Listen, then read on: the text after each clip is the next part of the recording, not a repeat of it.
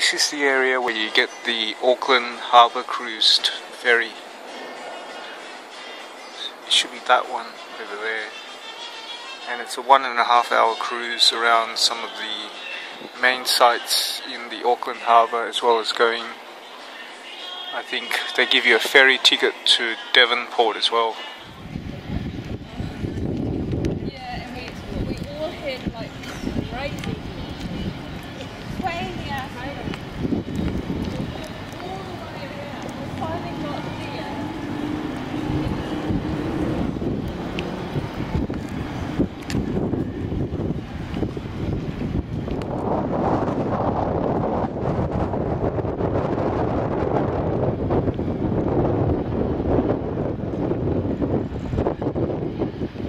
This is the Viaduct Harbour area of Auckland, with all the residential apartments are over there. In the distance you can see the Sky Tower, and there are a lot of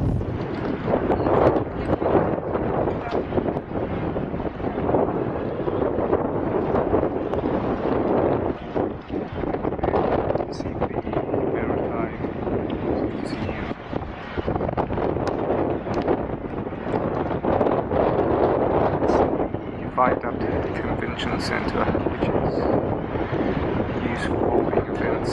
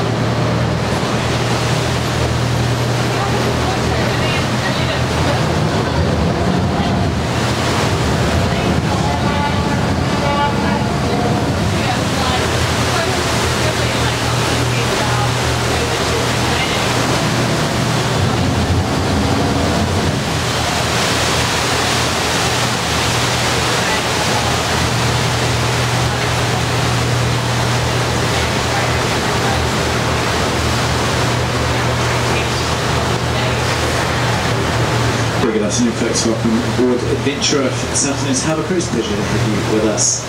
Unlike the event of an emergency whilst you're on the cruise, please remain calm. For the instructions given by the crew.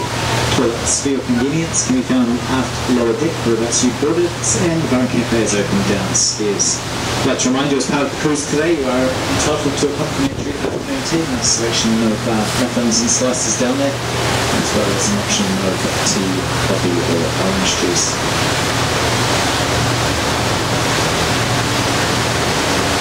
Any questions or concerns throughout this cruise, please feel free to approach the crew. We're more than happy to assist. Going to be travelling around the harbour in a clockwise direction today. Many of the points of interest will be on the left-hand or port-hand side of the vessel. Not too many people on the vessel, so we do encourage you to move around and use all the space available. Just so you can get an idea of your bearings, at the moment we're heading in a northerly direction. Out behind us is the south. Out to the right we have the east, and that is the west. Out to the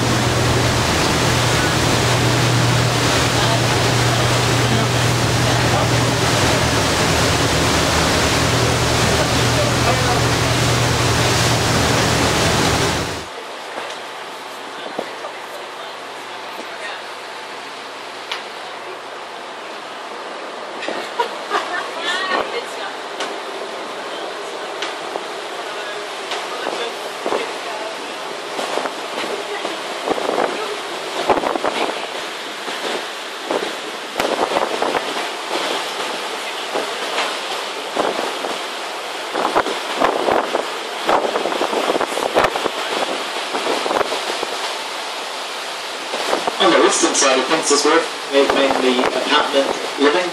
And behind the little squares, a car park, and on the lower level some nice restaurants and cafes. Tucked in this little bit. Spent its working life at the Port of Lyttelton by the South Island city of Christchurch. Never did any work in Auckland, however this is its final resting place. The museum itself documents New Zealand's rich nautical history. Definitely a must-do activity here in the city of sails. A little bit further down the wharf, the William C. Dobie here is another one of Auckland's historic vessels. This is one of the old harbour board tugs, now run by Preservation Society. Fully steam powered still, they fire her up every few weeks and chug her around the harbour. As well as, you knows here, a lot of premium vessels here in Auckland Harbour. Lots of the vessels in there well in excess of $5 million.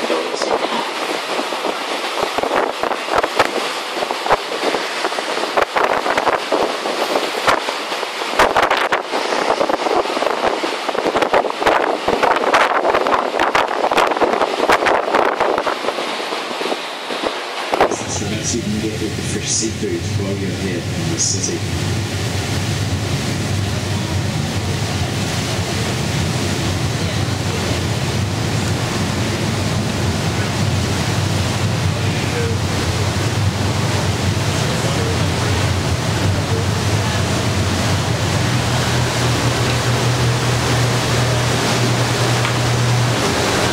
This blue barge here, where perhaps is the main bunkering or fueling vessel of the port, that's the Aonuia. That was also used for offloading oil from the cargo ship Rena, which went to ground off the coast of the Bay of Plenty, about 250 kilometres southeast of Auckland late last year. I saw that on the news when I was in Aonuia alongside the heavy fuel oils.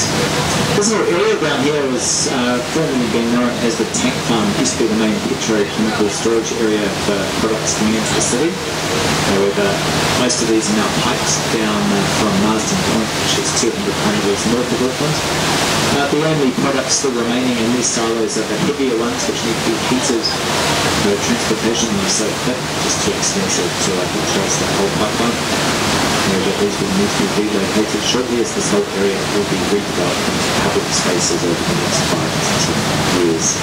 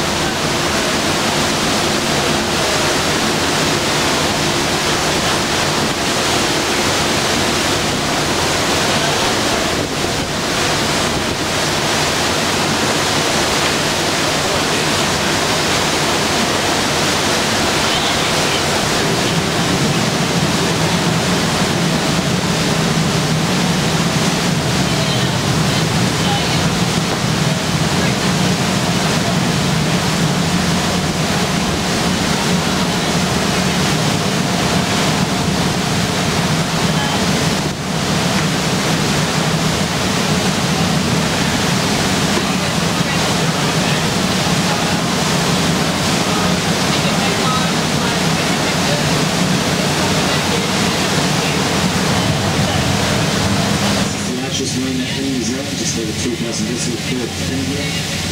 Not hard to see by the amount of yachts or masts sticking up into the air. Auckland is referred to as the city of sails. The rock breakwater there often bring up depiction from these northerly rocks. Those rocks are actually carried from Rangitoto whereabouts who are now put into later on in the cruise. And also very well particularly from the prevailing southwest wind out behind there by the hill of Mexico.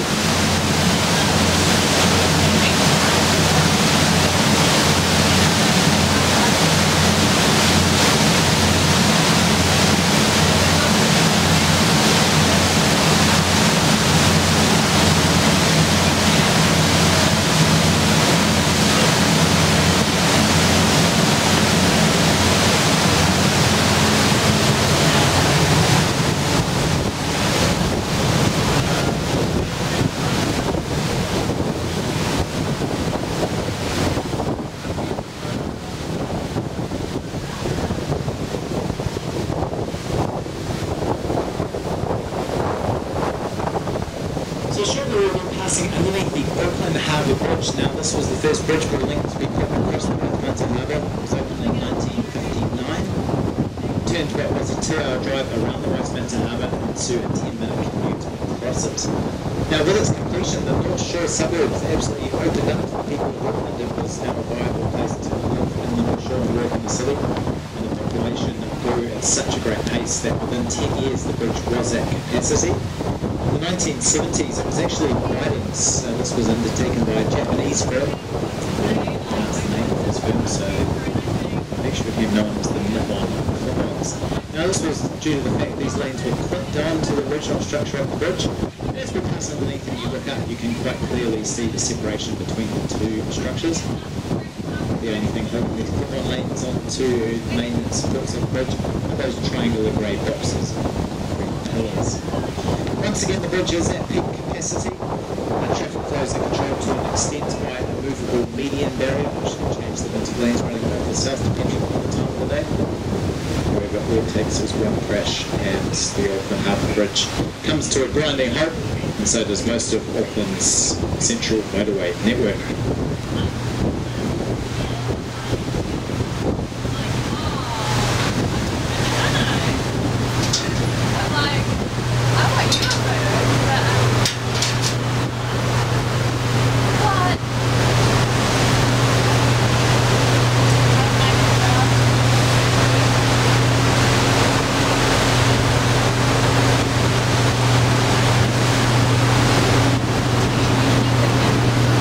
You can do a bungee jump off this harbour bridge. The bungee jump platform is just under the main span and to the left up there. You can also do the harbour bridge climb.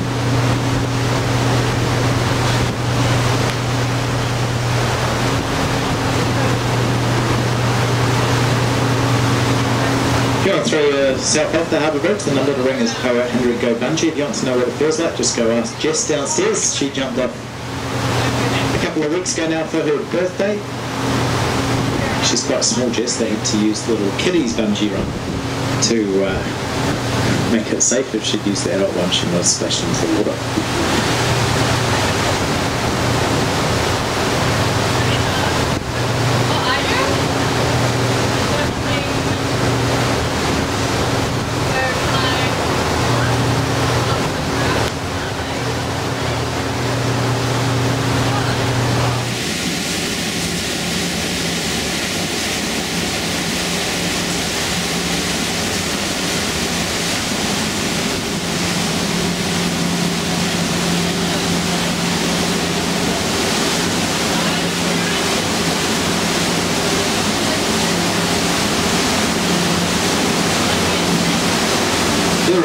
Island up there is Manta Island, or Watchman's Island in English. The mountain range right up the back is the Waiheke Ranges. That's the main water catchment area for the city of Auckland, and also the largest regional park in the city. Just over behind those mountains is the west coast, famous for black sand surf beaches. The black sand is produced by iron content, which can be found just on the coast. Now, the harbour does continue for another several nautical miles up to the northwest, whereabouts it ends up as a bit of a river at Riverhead. That's whereabouts Lauren comes from. Very nice pub up there, the Riverhead pub. some very nice pictures and things. This is as far up as we come today. It does actually get quite shallow. We do very much further west. We have to stay to a very specific channel. If we do go into all that area, which looks like it's got plenty of water, there's a good chance we'll end up high and dry. The pinky orange building you can see is the Chelsea Sugar Refinery. That's been there since 1886. Located on that site due to the abundance of fresh water springs just below the surface of the ground, and also had a good clay pan which they could use to fire and manufacture the bricks. Now this was obviously built a long time before the harbour bridge. However, the supply ships still needed to pass through. That's why they had to go for such a high central span in the bridge design. And these ships come down the harbour every 2 or 3 weeks. They must pass underneath the harbour bridge during daylight hours only. And they must have 2 harbour tubs along the sides. They then spend about 10 days offloading the raw sugar products into the refinery. And they can only do this when it's not raining, so very important operation.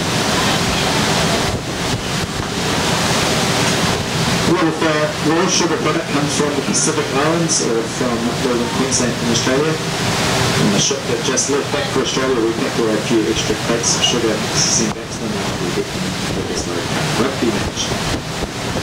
With our neighbours across the Tasman Seas.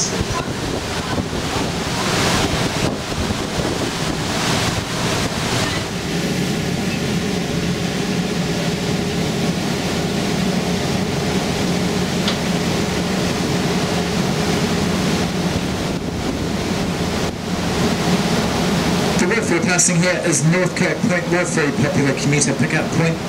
Just further down the coast there we have Birkenhead Wharf. Between these two about 600 people utilise ferry travel to get in and out of the city every day.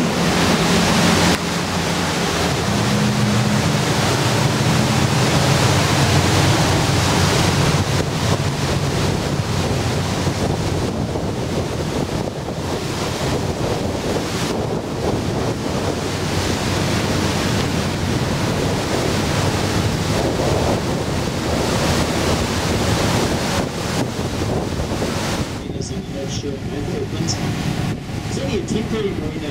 Originally it was only meant to be there for 10 years, so it's going to be decided to stay permanently. However, it's completely devoid of proper breakwater. There's no one breakwater around all these places there.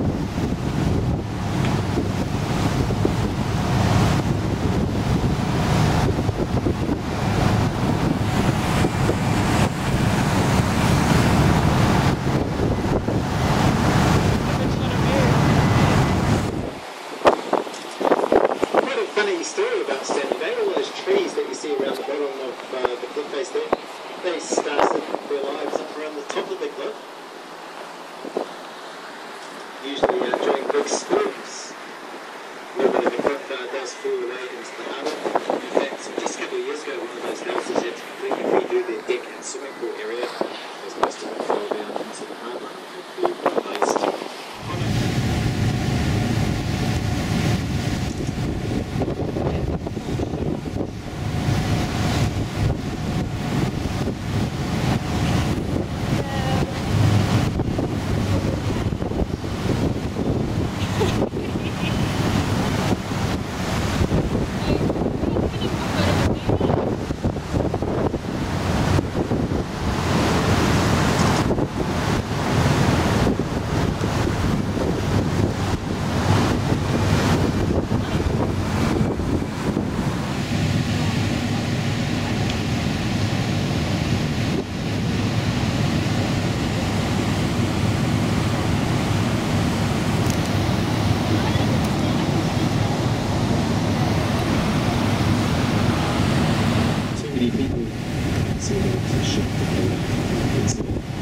Down on this side we have the Port of Auckland. Now this is the largest port in the city, in the country. Handles majority of containerised cargo. Also a lot of vehicles brought in to the Port of Auckland. There's no car manufacturing plants running anymore. In fact, all of our vehicles are now imported from Japan and Europe. Whereabouts they also drive vehicles. We have between 4 and 8 large car carriers coming in every week and offloading vehicles. They then go through management quarantine clearance before being sent out to the various kayaks around the region. Out behind the ports, the large elliptical grey roof you might be able to make out is the Vector Arena. That's Auckland's largest indoor event facility. And the reminiscent style building up on top of the hill with the columns at the front is the Auckland War Memorial Museum.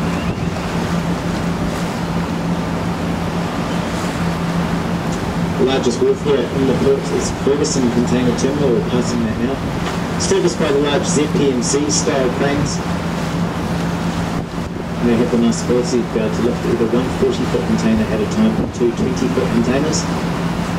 Good crane operator here on Ferguson can unload and reload 60 containers per hour on average of 1 minute. Once they're offloaded from the ship, they're then transported around the wharf by those yellow trucks with the long legs. Those are straddle carriers. Don't be fooled by their size, they're actually the same height as a 4-story building. Average turnaround time for shipping visiting the port is about 15 hours.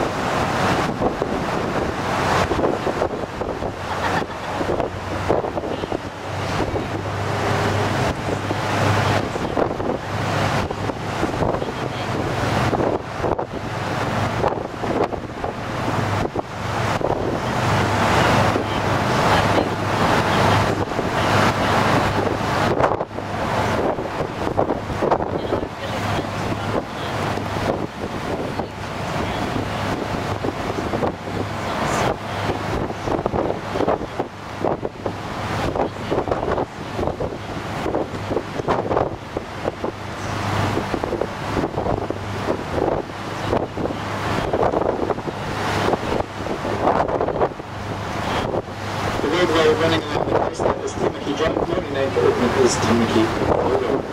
So if you get a water which you're outside, it's in Auckland Harbour. Now this is on the east coast of the city. Eventually opens up into the Pacific Ocean.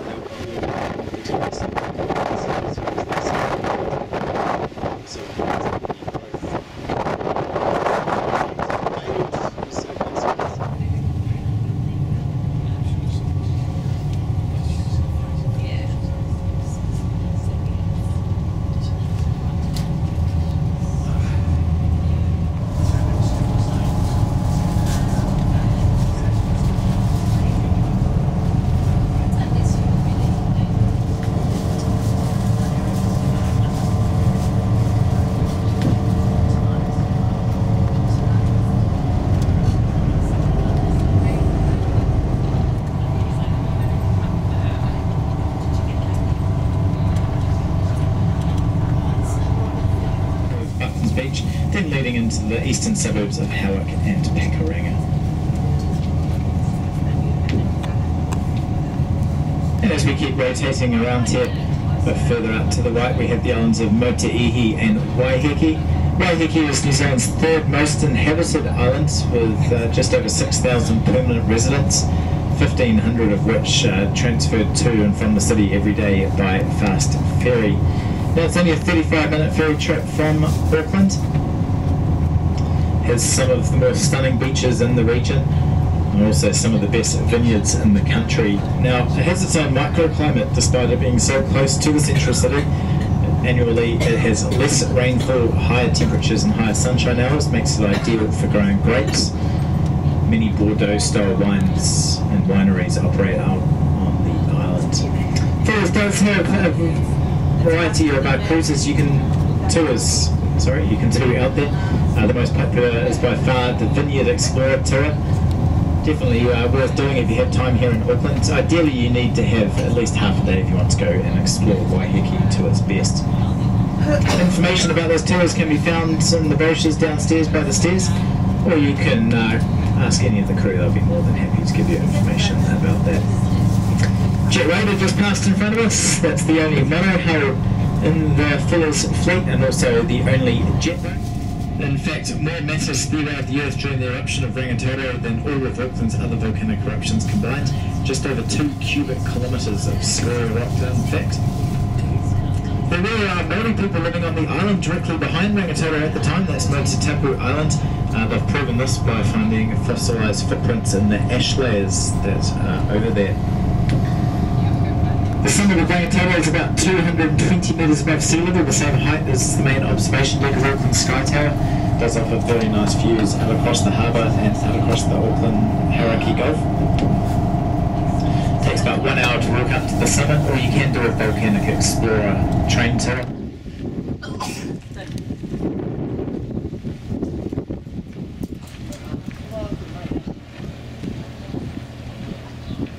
It's the ferry that I took to get to this island, and it's a volcanic island which is formed by a volcano and apparently overdue for eruption. Okay.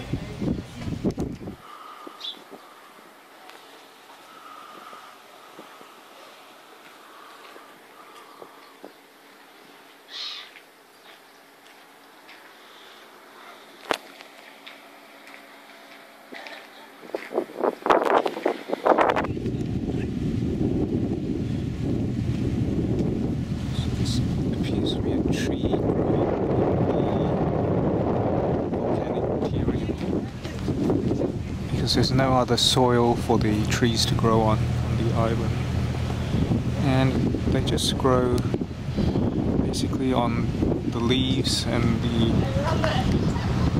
that's the only nutrition that they have. So it's amazing how there is an entire forest on the island.